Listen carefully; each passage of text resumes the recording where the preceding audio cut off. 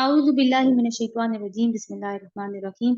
सूरत अनाम आयत नंबर 48। वमा नुरसिलुल मुरसलीना इल्ला मुबश्शिरीन व मुनज़िरीन। रसूलों के भेजने का मकसद बताया जा रहा है। हम जो रसूल भेजते हैं इसीलिए तो भेजते हैं कि वो नेक किरदार लोगों के लिए खुशखबरी देने वाले और बद किरदार लोगों के लिए डराने वाले हों। फिर जो लोग उनकी बात मान लें और अपने तर्ज अमल की इस्लाह कर लें, इनके लिए किसी खौफ और रंज का मौका नहीं है। और जो हमारी आयात को झुटलाएं वो अपनी नाफरमानियों की पादाश में सजा भुगत कर रहेंगे।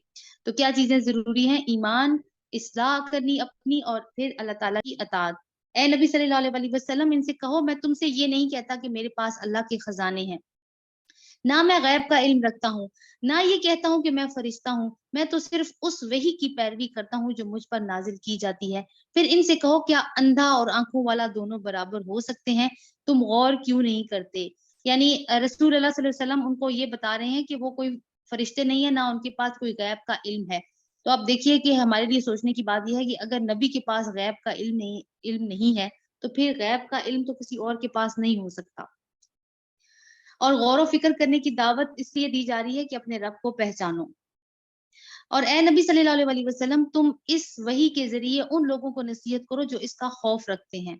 अपने रब के सामने कभी इस हाल में पेश किए जाएंगे कि उसके सिवा वहां कोई ना होगा जो इनका हामी हो, मददगार हो या इनकी सिफारिश करे।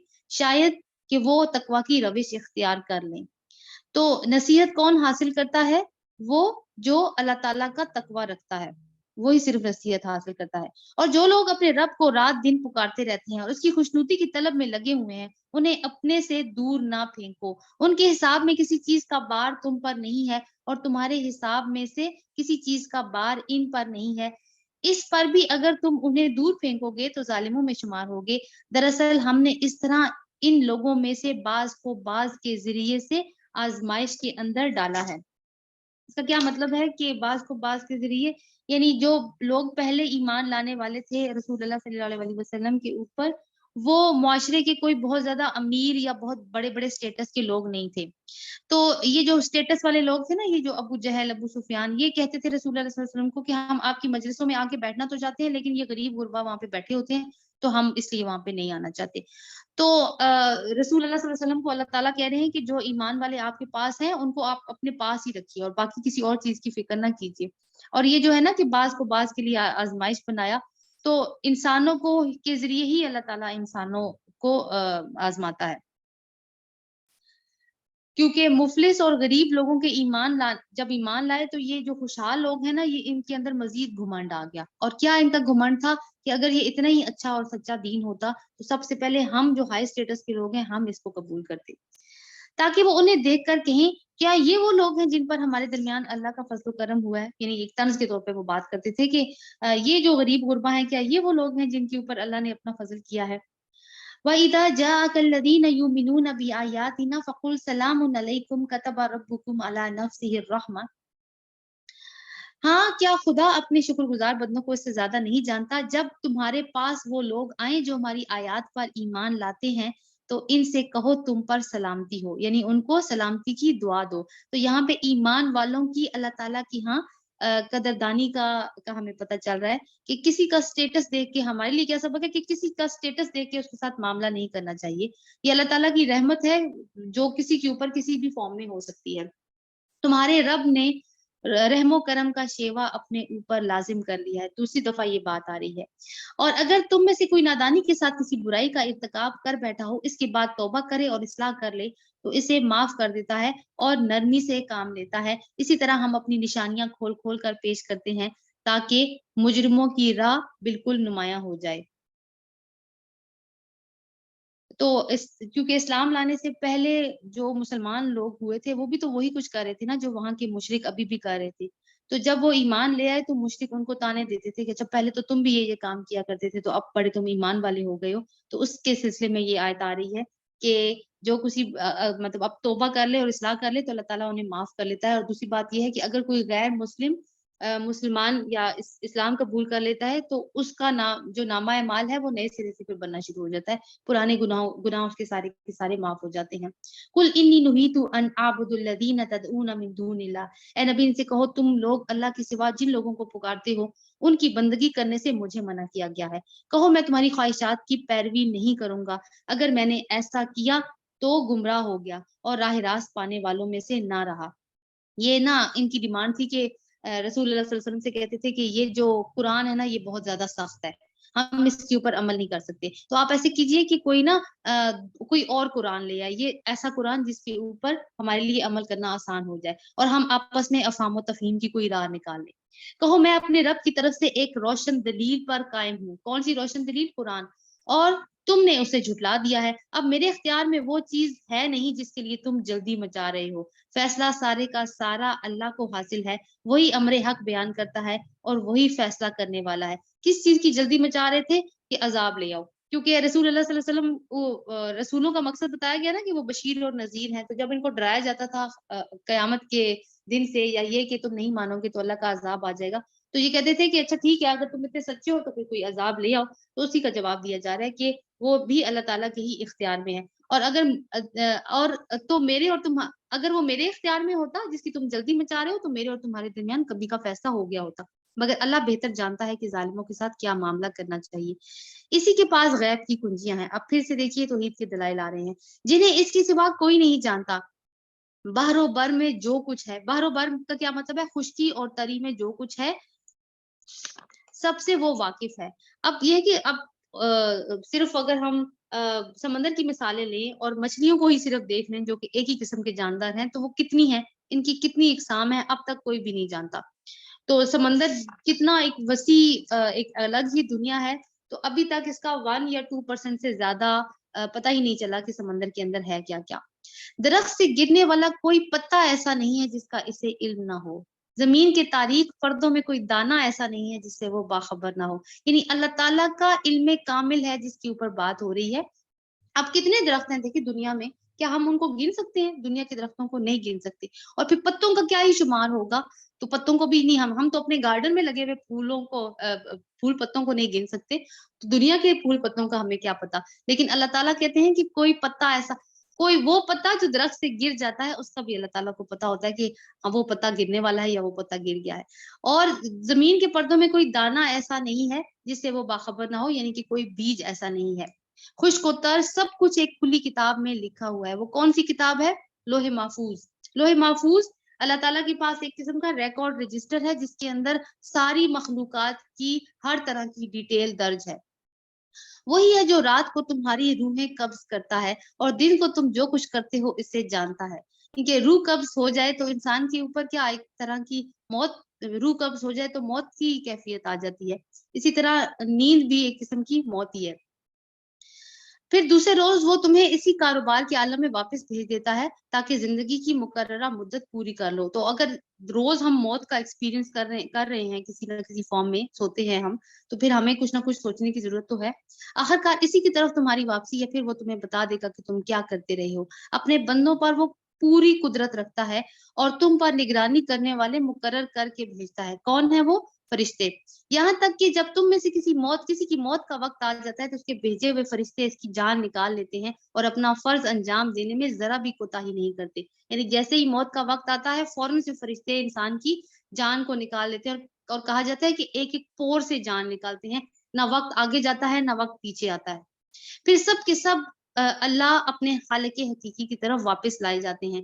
خبردار ہو جاؤ، فیصلہ کے سارے اختیار اسی کو حاصل ہیں اور وہ حساب لینے میں بہت بہت تیز ہے۔ رسول اللہ صلی اللہ علیہ وسلم کی ایک حدیث ہے کہ جب مومن رخصت ہو رہا ہوتا ہے یا اس کی موت کا وقت قریب آتا ہے تو اس کو جو فرشتے نظر آتے ہیں وہ روشن چہرے والے فرشتے ہوتے ہیں، جن کے چہرے سورج کی طرح روشن ہوتے ہیں۔ وہ خوشبو میں لپٹا ہوا کفن لاتے ہیں اور پھر جبریل امین آتے ہیں اور وہ کہتے ہیں اے پاکیزہ نفس، تم پاکیزہ تھے اور پاکیزہ جسم میں تھے، اللہ کی طرف چلو۔ اور اسی طرح جب کسی ایسے شخص کی موت کا وقت آتا ہے جو کہ نافرمانی کی حالت میں جس نے اپنی زندگی گزاری، تو اس کو بہت زیادہ ڈرونے شکلوں والے فرشتے نظر آتے ہیں جو تحادے نگاہ اس کو نظر آ رہے ہوتے ہیں، اور وہ ایک ٹاٹ کا کفن لاتے ہیں، اس میں بہت زیادہ بدبو ہوتی ہے، اور اسے کہا جاتا ہے اے خبیث روح، تو خبیث جسم میں تھی، اب نکل یہاں سے اور اللہ تعالیٰ کی عذاب کی طرف چل۔ اے نبی ان سے پوچھو صحرا اور سمندر کی تاریکیوں میں کون تمہیں خطرات سے بچاتا ہے؟ کون ہے کون ہے جس سے تم گڑ گڑا کر اور چپ کے دعائیں مانگتے ہو؟ کس سے کہتے ہو کہ اگر اس بلا سے اس نے ہم کو بچا لیا تو ہم ضرور شکر گزار ہوں گے؟ یہ ساری بات تو اہل مکہ سے کی جا رہی ہے، لیکن دیکھیے کہ ہم بھی تو اللہ تعالیٰ کو گڑ گڑا کر اور چپ کے پکارتے ہیں جب ہم پہ کوئی پرابلم آ جاتی ہے، اور پھر جب وہ پرابلم دور ہو جاتی ہے تو رویہ کیا ہونا چاہیے کہ شکر ادا کرنا چاہیے اس ہستی کا جس نے وہ اس مصیبت کو ہم سے ٹال دیا۔ کہو اللہ تمہیں اس سے اور ہر تکلیف سے نجات دیتا ہے، پھر تم دوسروں کو اس کا شریک ٹھہراتے ہو۔ کہو وہ اس چیز پر قادر ہے کہ تم پر کوئی عذاب اوپر سے نازل کر دے یا تمہارے قدموں کے نیچے سے ڈال دے۔ اوپر سے عذاب کیسے آتا ہے؟ جیسے پتھروں کا عذاب مختلف اقوام کے اوپر آتا رہا ہے، اسی طرح بارش اگر بہت زیادہ ہوگی تو عذاب کی صورت اختیار کر لیتی ہے، اولے یا برف۔ اور قدموں کے نیچے سے کیسے آئے گا؟ جیسے زمین پھٹ جاتی ہے یا زلزلہ آ جاتا ہے۔ تو عذاب کی مختلف اقسام ہیں جو دنیا میں بھی آتی رہتی ہیں۔ تو یہ اللہ تعالیٰ کہتے ہیں کہ کون کون سے عذاب اصل میں بتایا جا رہا ہے جو دنیا میں انسانوں کے اوپر آتے ہیں، تو انسان کو چاہیے کہ وہ انہیں اللہ تعالیٰ کی طرف سے عذاب سمجھے۔ تو یہ تو اوپر سے برسنے اور قدموں کے نیچے والی بات ہوگی۔ یا تمہیں گروہوں میں تقسیم کر کے ایک گروہ کو دوسرے گروہ کی طاقت کا مزہ چکھا دے، جیسے کہ کیا ہے کہ ایک قوم دوسری قوم سے لڑ رہی ہے، یا فرقہ بندی ہو چکی ہے ایک ہی قوم میں، اور وہ ایک دوسرے کو سے لڑ رہے ہیں اپنے آپ کو سپیریئر ثابت کرنے کے لیے۔ دیکھو کس طرح بار بار مختلف طریقوں سے اپنی نشانیاں ان کے سامنے پیش کر رہے ہیں، شاید کہ حقیقت کو سمجھ دیں۔ تمہاری قوم اس کا انکار کر رہی ہے حالانکہ وہ حقیقت ہے، کس کا؟ قرآن کا۔ ان سے کہہ دو میں تم پر کوئی حوالہ دار بنا کر نہیں بھیجا گیا ہوں، ہر خبر کے ظہور میں آنے کا ایک وقت مقرر ہے، عنقریب تم کو خود انجام معلوم ہو جائے گا۔ تو زندگی کا بہت ہی اہم اصول ہے کہ اللہ تعالیٰ نے ہر چیز کا ایک وقت مقرر کر دیا ہے، اس لیے ہمیں جلد بازی نہیں دکھانی چاہیے اور نہ ہی ہمیں انگزائٹی کا شکار ہو جانا چاہیے۔ وَإِذَا رَأَيْتَ الَّذِينَ يَخُوضُونَ فِي آيَاتِنَا فَأَعْرِضْ عَنْهُمْ حَتَّى يَخُوضُوا فِي حَدِيثٍ غَيْرِهِ۔ اور اے نبی جب تم یہ دیکھو کہ یہ لوگ ہماری آیات پر نکتہ چینیاں کر رہے ہیں تو ان کے پاس سے ہٹ جاؤ، یہاں تک کہ وہ اس گفتگو کو چھوڑ کر دوسری باتوں میں لگ جائے۔ یعنی اللہ تعالیٰ کی کتاب کے اوپر بحثیں کر رہے ہیں اور فجتیاں کر رہے ہیں اور آیات کا مذاق اڑا رہے ہیں، اس طرح کی کوئی محفل ہے تو وہاں سے پھر اٹھ جانا چاہیے۔ اور اگر کبھی شیطان تمہیں بھلاوے میں ڈال دے تو جس وقت تمہیں اس غلطی کا احساس ہو اس کے بعد پھر ایسے ظالموں کے پاس نہ بیٹھو۔ تو اگر تم فار ایگزامپل بیٹھ ہی گئے ہو وہاں پر اور تمہیں نہیں احساس ہو رہا کہ کیا ہو رہا ہے، تو جیسے ہی تمہیں احساس ہو تم فوراً وہاں سے اٹھ جاؤ۔ تو اس میں یہ سبق ہے کہ اس ایسی محفل میں ہمیں جو ایمان لانے کا دعویٰ کرتے ہیں نہیں بیٹھنا چاہیے جہاں پہ اللہ تعالیٰ کی آیات کا مذاق بنایا جا رہا ہو۔ ان کے حساب میں سے کسی چیز کی ذمہ داری اور پرہیزگار لوگوں پر نہیں ہے، البتہ نصیحت کرنا ان کا فرض ہے، شاید کہ وہ غلط روی سے بچ جائیں۔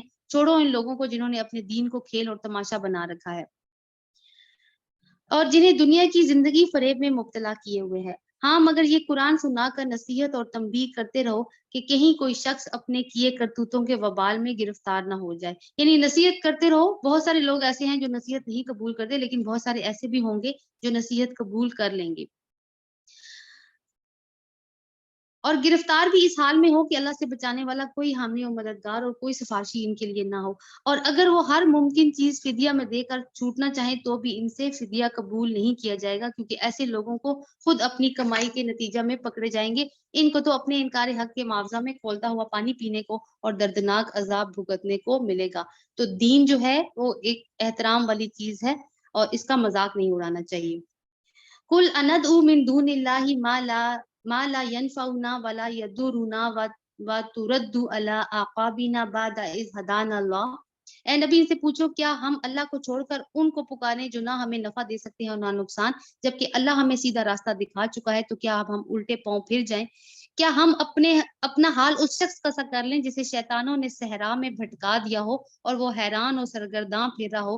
یعنی کیا ہوتا ہے صحرا میں کہ لوگ جیسے ہوتا ہے نا کہ راستہ بھول جاتے ہیں یا پھر پانی کی تلاش میں ہوتے ہیں تو ان کو نظر آتا ہے کہ دور ایک پانی کا تالاب ہے، حالانکہ وہ تالاب نہیں ہوتا، وہ بالکل ایک دھوکہ ہی ہوتا ہے۔ درحال اس کے ساتھی اسے پکار رہے ہوں کہ ادھر آؤ، سیدھی راہ یہ ہے۔ یعنی کوئی انسان اگر گم ہو جائے تو لوگ اس کو پھر کچھ لوگ ایسے معاشرے میں ہوں جو اس کو پکار رہے ہوں کہ ادھر آ جاؤ، یہاں سیدھی راہ موجود ہے۔ کہو حقیقت میں صحیح رہنمائی تو صرف اللہ ہی کی رہنمائی ہے، اور اسی کی طرف ہمیں یہ حکم ملا ہے کہ ایک مالک کائنات کے آگے سر تسلیم خم کر دو، نماز قائم کرو، اس کی نافرمانی سے بچو، اسی کی طرف تم سمیٹے جاؤ گے۔ وہی ہے جس نے آسمان اور زمین کو برحق پیدا کیا، اور جس دن وہ کہے گا کہ حشر ہو جائے، اسی دن وہ حشر ہو جائے گا۔ اس کا ارشاد عین حق ہے، اور جس روز سور میں پھونکا جائے گا اس روز بادشاہی اسی کی ہے، وہ غیب اور شہادت ہر چیز کا عالم ہے، اور دانا اور باخبر بھی ہے۔ یعنی جو مخلوقات پوشیدہ ہیں وہ اس کو بھی جانتا ہے، اور جو چھپی ہوئی ہیں، جو ہماری نظروں سے چھپی ہوئی ہیں، وہ اس کو بھی جاننے والا ہے۔ وَإِذْ قَالَ إِبْرَاهِيمُ لِأَبِيهِ آزَرَ أَتَتَّخِذُ أَصْنَامًا آلِهَةً۔ ابراہیم کا واقعہ یاد کرو جب کہ اس نے اپنے باپ آزر سے کہا تھا، کیا تو بتوں کو خدا بناتا ہے؟ میں تو تجھے اور تیری قوم کو کھلی گمراہی میں پاتا ہوں۔ اب یہ حضرت ابراہیم علیہ السلام کا واقعہ آ رہا ہے، جو قرآن میں تقریباً 20 جگہوں پہ اور بھی آیا ہے۔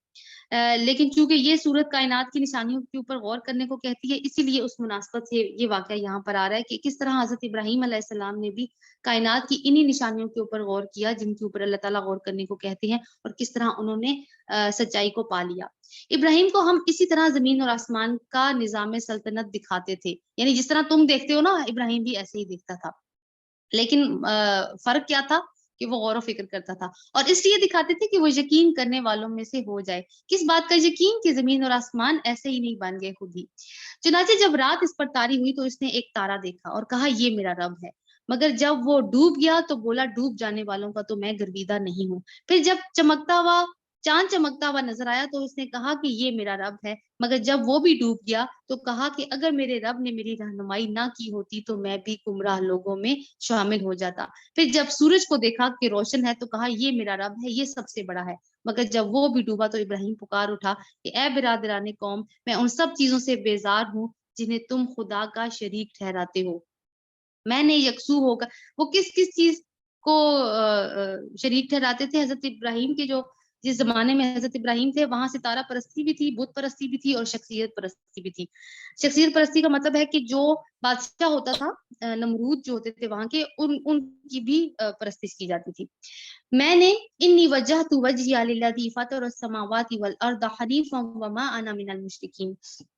میں نے تو یکسو ہو کر اپنا رخ اس ہستی کی طرف کر لیا ہے جس نے زمین اور آسمانوں کو پیدا کیا ہے، اور میں ہرگز شرک کرنے والوں میں سے نہیں ہوں۔ اس کی قوم اس سے جھگڑنے لگی تو اس نے قوم سے کہا، کیا تم لوگ اللہ کے معاملے میں مجھ سے جھگڑتے ہو، حالانکہ اس نے مجھے راہ راست دکھا دی ہے، اور میں تمہارے ٹھہرائے ہوئے شریکوں سے نہیں ڈرتا۔ ہاں اگر میرا رب کچھ چاہے تو وہ ضرور کچھ ہو سکتا ہے، میرے رب کا علم ہر چیز پر چھایا ہوا ہے، کیا تم پھر ہوش میں نہ آؤ گے؟ اور آخر میں تمہارے ٹھہرائے ہوئے شریکوں سے کیسے ڈروں جبکہ تم اللہ کے ساتھ ان چیزوں کو خدائی میں شریک ٹھہراتے ہوئے نہیں ڈرتے جس کے لیے تم پر کوئی سند نازل نہیں کی گئی۔ تو ان کی قوم کہتی تھی کہ ابراہیم تم ہمارے بتوں کے منکر ہو گئے ہو، تو اب ان کی نحوست پڑے گی تمہارے اوپر، اور تمہیں ڈرنا چاہیے اس چیز سے۔ تو اس کا جواب دے رہے ہیں کہ تم اس رب سے نہیں ڈرتے جو سچا رب ہے، تو میں تمہارے بتوں سے کیوں ڈروں؟ ہم دونوں فریقوں میں کون زیادہ بے خوفی اور اطمینان کا مستحق ہے؟ بتاؤ اگر تم کچھ علم رکھتے ہو۔ حقیقت میں تو امن انہی کے لیے ہے جو راہ راست پر حقیقت میں تو امن انہی کے لیے ہے جو راہ راست پر وہی ہیں جو ایمان لائے، جنہوں نے اپنے ایمان کو ظلم کے ساتھ آلودہ نہیں کیا۔ یعنی خالص توحید کی بات ہے، جو اللہ تعالیٰ نے اس طرح کے حضرت ابراہیم علیہ السلام اس وقت کوئی نبی نہیں تھے، بلکہ انہوں نے اپنے مشاہدے سے اس حقیقت کی طرف وہ پہنچے ہیں۔ یہ تھی ہماری وہ حجت جو ہم نے ابراہیم علیہ السلام کو اس کی قوم کے مقابلہ میں عطا کی تھی۔ ہم جسے چاہتے ہیں بلند مرتبے عطا کرتے ہیں۔ حق یہ ہے کہ تمہارا رب نہایت دانا اور علیم ہے۔ وَوَهَبْنَا لَهُ إِسْحَاقَ وَيَعْقُوبَ۔ پھر ہم نے ابراہیم کو اسحاق اور یعقوب جیسی اولاد عطا کی، کیونکہ جب حضرت ابراہیم علیہ السلام نے اپنے موقف سے نہیں ہٹے تو کیا ہوا کہ ان کی قوم نے ان کو وہاں سے نکال دیا۔ اب وہ بالکل اکیلے تھے، تو اللہ تعالیٰ نے پھر ان کو اولاد عطا فرمائی، اور کیا تھی؟ ابراہیم علیہ السلام کو اسحاق اور یعقوب جیسی اولاد عطا فرمائی۔ اسحاق علیہ السلام بیٹے ہیں اور یعقوب پوتے ہیں، اور ہر ایک کو سیدھی راہ دکھائی۔ اس سے پہلے نوح کو، وہی راہ جو اس سے پہلے نوح کو دکھائی تھی، اسی کی نسل سے ہم نے داؤد، سلیمان، ایوب، یوسف، موسیٰ اور ہارون کو ہدایت بخشی۔ اسی طرح ہم نیکوکاروں کو ان کی نیکی کا بدلہ دیتے ہیں۔ اسی کی اولاد سے زکریا، یحییٰ، عیسیٰ اور الیاس کو راہیاب کیا، ہر ایک ان میں سے صالح تھا۔ یعنی ان لوگوں نے جو خیر کا سلسلہ شروع کیا تھا وہ ان کی نسلوں میں ہی چلتا رہا۔ اسماعیل، الیسع، یونس اور لوط کو راستہ دکھایا۔ ان میں سے ہر ایک کو ہم نے تمام دنیا والوں پر فضیلت عطا کی، نیز ان کے آباء و اجداد اور ان کی اولاد اور ان کے بھائی بندوں میں سے بہتوں کو ہم نے نوازا، انہیں اپنی خدمت کے لیے چن لیا اور سیدھے راستے کی طرف ان کی رہنمائی کی۔ یہ اللہ کی ہدایت ہے جس کے ساتھ وہ اپنے بندوں میں سے جسے چاہتا ہے رہنمائی کرتا ہے، لیکن انسانوں کے اندر بھی طلب ہونی ضروری ہے۔ لیکن اگر کہیں ان لوگوں نے شرک کیا ہوتا، کن لوگوں نے، یہ جتنے بھی انبیاء کا ذکر یہاں پر آیا ہے، اگر یہ بھی شرک کرتے تو ان کا سب کیا کرایا غارت ہو جاتا۔ وہ لوگ تھے جن کو ہم نے کتاب اور حکم اور نبوت عطا کی تھی۔ یعنی تین چیزیں جو عطا کی ہیں اللہ تعالیٰ نے انبیاء کو، وہ کیا ہے؟ ایک تو کتاب ہے، یعنی اللہ تعالیٰ کی ہدایت، دوسری حکم، حکم کا مطلب کتاب کے ساتھ اس کا صحیح فہم ہے، اور پھر حکومت بھی ہے کسی نہ کسی انبیاء کے، جیسے حضرت سلیمان علیہ السلام سے تو ان کو حکومت عطا فرمائی تھی، پھر صحیح وقت پر صحیح فیصلہ کرنا اور کس طرح سے اللہ تعالیٰ کے دین کو پھیلانا ہے، اس کی حکمت بھی اللہ تعالیٰ نے انبیاء کو عطا فرمائی۔ اور تیسری چیز کیا تھی؟ نبوت، یعنی یہ منصب وہ جو اس ہدایت نامہ کے متعلق پورے خلق خدا کی رہنمائی کرے۔ اب اگر یہ لوگ اس کو ماننے سے انکار کرتے ہیں تو پرواہ نہیں، ہم نے کچھ اور لوگوں کو یہ نعمت سونپ دی ہے جو اس کے منکر نہیں ہے۔ اے نبی صلی اللہ علیہ وسلم، وہ کون سے لوگ ہیں؟ اب یہاں پہ تو کنہوں نے ماننے سے انکار دیا؟ قریش مکہ نے، لیکن اللہ تعالیٰ کہتے ہیں کچھ اور لوگ ہیں، میں نے یہ نعمت ان کو دے دی، ہدایت کی نعمت، اور وہ اس کے منکر نہیں ہے۔ تو انصار مدینہ کی طرف یہاں پہ اشارہ ہے، کیونکہ کچھ عرصے کے بعد ہجرت ہونے والی ہے۔ اے نبی صلی اللہ علیہ وسلم، وہی لوگ اللہ کی طرف سے ہدایت یافتہ تھے، انہی کے راستے پر تم چلو۔ کون سے لوگ؟ جن انبیاء کا پہلے ذکر ہوا ہے۔ اور کہہ دو کہ میں اس کام پر تم سے کسی اجر کا طالب نہیں ہوں۔ یہ تو ایک عام نصیحت ہے تمام دنیا والوں کے لیے۔ کس کام پر؟ یہ جو تبلیغ اور ہدایت کا کام ہے۔ وما قدر اللہ حق قدرہ اذ قالوا ما انزل اللہ علی بشر من شیء، ان لوگوں نے اللہ کی قدر نہیں کی جیسا اس کی قدر کرنے کا حق تھا، جب کہا اللہ نے کہ کسی بشر پر کچھ، جب انہوں نے کہا کہ اللہ نے کسی بشر پر کچھ نازل نہیں کیا۔ تو اللہ کی قدر پہچاننا کیا ہے؟ کہ اس کی معرفت حاصل کی جائے، اور اس کو پہچاننے کے لیے جو دو چیزیں ہیں ہمارے پاس، وہ کیا ہے؟ ایک تو قرآن ہے جو کہ کتاب کی صورت میں ہے، اور ایک کائنات کی کتاب ہے جس میں اللہ تعالیٰ کی نشانیاں ہیں جن کے اوپر غور و فکر کرنے کے لیے کہا جاتا ہے۔ ان سے پوچھو جب وہ، اب یہاں پہ کس کی بات ہو رہی ہے؟ یہود کی بات ہو رہی ہے، کیونکہ مشرکین مکہ جو ہیں ان کا یہود سے رابطہ تھا، ظاہر ہے وہ مدینہ آتے جاتے تھے، تو یہ پوچھتے تھے کہ ہمارے ہاں ایک نبی آیا تو آپ بتائیں کہ اس کی کیا حقیقت ہے۔ تو انہوں نے آگے سے بتایا کہ نہیں نہیں، اللہ تعالیٰ نے تو اپنا کلام کسی بشر پر نازل ہی نہیں کیا کبھی، یہ یعنی اس حد تک انہوں نے بات کو جھٹلایا۔ تو اللہ تعالیٰ یہاں پہ کہہ رہے ہیں ان سے پوچھو وہ کتاب جسے موسیٰ لایا تھا، جو تمام انسانوں کے لیے روشنی اور ہدایت تھی، جسے تم پارا پارا کر کے رکھتے ہو، کچھ دکھاتے ہو اور کچھ چھپا جاتے ہو، اور جس کے ذریعے سے تم کو وہ علم دیا گیا جو نہ تمہیں حاصل تھا اور نہ تمہارے باپ دادا کو، آخر اس کا نازل کرنے والا کون تھا؟ یعنی انہی کی بات انہی کے اوپر پلٹائے گی کہ اب تم یا تو اس چیز سے بھی انکار کر دو کہ نہیں، یہ جو تمہارے پاس تورات ہے یہ بھی اللہ تعالیٰ کی طرف سے نہیں ہے، بس اتنا کہہ دو کہ اللہ، پھر انہیں اپنی دلیل بازیوں کے لیے کھیلنے کے لیے چھوڑ دو۔ اس کتاب کی طرح، یہ ایک کتاب ہے، کس کتاب کی طرح؟ تورات کی طرح، جسے ہم نے نازل کیا ہے، بڑی خیر و برکت والی ہے، اس چیز کی تصدیق کرتی ہے جو اس سے پہلے آئی تھی، اور اس لیے نازل کی گئی ہے کہ اس کے ذریعے تم بستیوں کے اس مرکز یعنی مکہ اور اس کے اطراف میں رہنے والوں کو متنبع کر دو۔ یعنی کتاب کا کیا مقصد ہے؟ کہ اس کے ذریعے لوگوں کو متنبع کر دیا جائے، کس چیز کے بارے میں؟ کہ اللہ تعالیٰ کی حقیقت بتائی جائے، اور جب تم نہیں مانو گے تو اس کا انجام کیا ہوگا۔ متنبع کر دو، جو لوگ آخرت کو مانتے ہیں وہ اس کتاب پر ایمان لاتے ہیں، اور ان کا حال یہ ہے کہ اپنی نمازوں کی پابندی کرتے ہیں۔ اور اس شخص سے بڑا ظالم اور کون ہوگا جو اللہ پر جھوٹا بہتان گڑھے یا کہے کہ مجھ پر وحی آئی ہے، طرح حالانکہ اس پر کوئی وحی نہ نازل کی گئی ہو، یا جو اللہ کی اللہ کی نازل کردہ چیز کے مقابلے میں کہے کہ میں بھی ایسی چیز نازل کر کے دکھاؤں گا۔ کاش تم ظالموں کو اس حالت میں دیکھ سکتے جب کہ وہ سکرات موت میں ڈبکیاں کھا رہے ہوں گے۔ یعنی بہت سارے ایسے بھی لوگ گزرے ہیں جنہوں نے یہ دعویٰ کیا، جیسے مسلمہ کذاب ان میں سے بڑا سارے فہرست تھا، اور بھی بہت سارے لوگ جنہوں نے یہ دعویٰ کیا تھا کہ ہمارے اوپر بھی وحی اترتی ہے، یا انہوں نے یہ وعدہ کیا تھا کہ جو اللہ تعالیٰ جو نازل کرتے ہیں وہ بھی نازل کر سکتے ہیں۔ تو ان لوگوں کے بارے میں، اور دیکھیے کیونکہ محمد صلی اللہ علیہ وسلم آخری رسول ہیں، اس کے بعد کسی کے اوپر اب وحی نہیں اتر سکتی، وحی کا سلسلہ بند ہو گیا ہے۔ تو ان کے انجام کے بارے میں اللہ تعالیٰ بتا رہے ہیں کہ کاش تم ان ظالموں کو اس حالت میں دیکھ سکتے جب وہ سکرات موت میں ڈبکیاں کھا رہے ہوں گے۔ سکرات موت کیا ہوتا ہے؟ موت کی بے ہوشیاں۔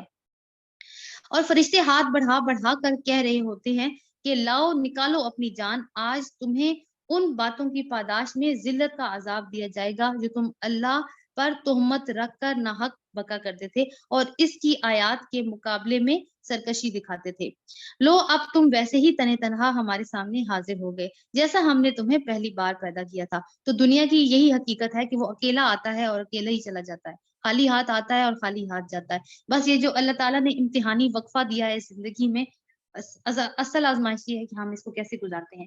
جو کچھ ہم نے تمہیں دنیا میں دیا تھا وہ سب کچھ تم پیچھے چھوڑ آئے ہو۔ یعنی جب وہ اللہ تعالیٰ کے سامنے کھڑا ہوگا تو وہ اکیلا ہوگا، کوئی اس کا مدد کرنے والا نہیں ہوگا۔ اللہ تعالیٰ نے دنیا میں جو نعمتیں دی تھی وہ وہیں رہ گئیں۔ اب ہم تمہارے ساتھ تمہارے ان سفارشیوں کو بھی نہیں دیکھ رہے جن کے متعلق تم سمجھتے تھے کہ وہ تمہارے کام بناتے ہیں، تمہارے کام بنانے میں ان کا بھی کچھ حصہ ہے۔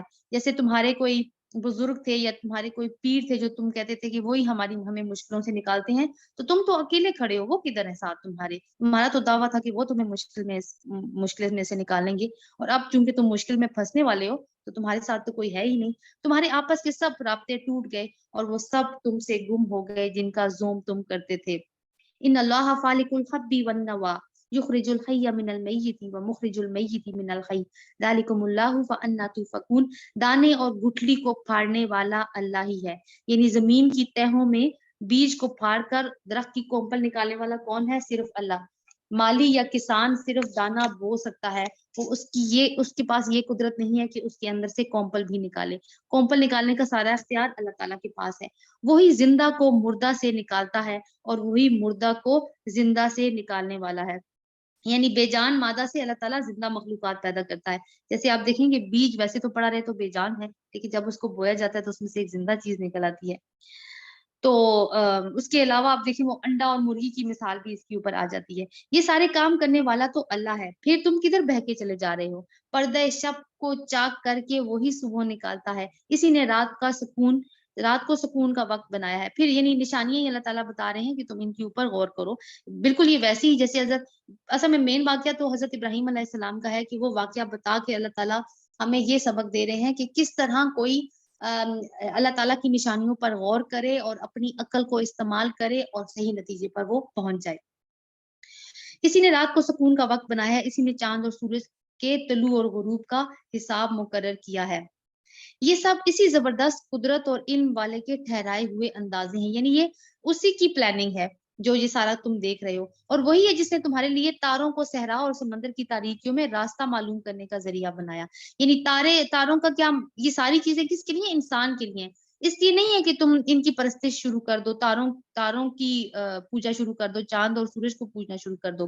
دیکھو ہم نے نشانیاں کھول کر بیان کر دی ہیں ان لوگوں کے لیے جو علم رکھتا ہے۔ تو کیا اللہ تعالیٰ یہاں پہ کہہ رہے ہیں کہ میں نے تو نشانیاں بتا دی ہیں، اب کون ہے جو اس کائنات کی کتاب کو پڑھے؟ یعنی اس حقیقت کی نشانیاں کہ اللہ تعالیٰ صرف ایک ہے، نہ کوئی دوسرا اس کی خدائی میں شامل ہے، نہ کوئی اس کے صفات میں شامل ہے، اور نہ ہی اس کے اختیارات میں شامل ہے۔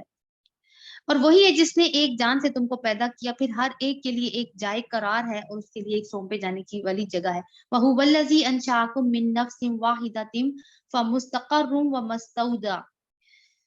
ایک جائے قرار ہے۔ جائے قرار کیا ہے؟ رہنے کی جگہ۔ جو ہر ذی نفس جو دنیا میں پیدا ہوتا ہے اللہ تعالیٰ نے پہلے سے اس کے لیے ایک رہنے کی جگہ مقرر کی ہوئی ہے کہ دنیا میں اس نے اس جگہ پہ رہنا ہے، اور پھر ایک سونپے جانے کی جگہ ہے کہ مرنے کے بعد اس کی قبر کہاں بنے گی۔